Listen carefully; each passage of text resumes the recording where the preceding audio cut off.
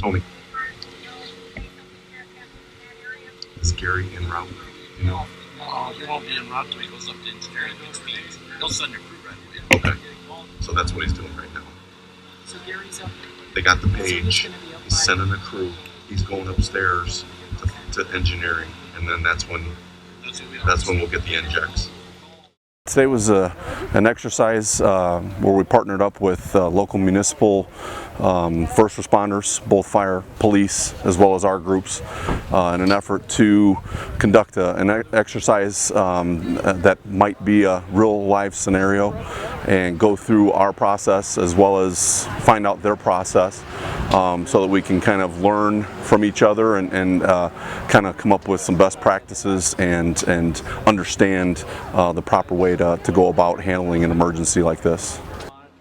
I think it was good for our emergency crews to understand what goes on behind the scenes with NIPSCO, how long it takes for dispatch to get the crew out here, to get the serviceman out here, and also how NIPSCO understands when we get here what our initial actions are. So we're going to seek out their supervisor when they get here, and we're going to use them as our reference on how we start this operation. So our first initial responsibility is life safety. So I think knowing how NIPSCO is going to react, that's easier for us to kind of let that plan develop that way.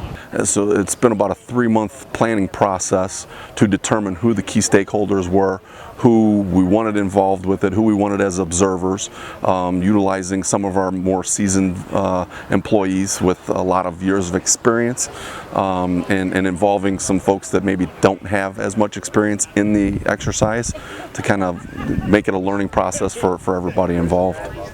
I think if we're prepared, if we can talk about this when there's not a major gas leak and we get the assets that take to mitigate an incident like this together and talk about it, we can identify communication issues or why it takes long to do this.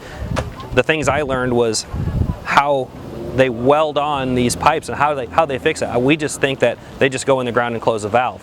There's a lot more to that. So if we can educate the public and our responders on how difficult it is to stop these leaks, then I think people are more prepared. As an emergency responder, I'm a lot more prepared dealing with an incident like this now having had this training.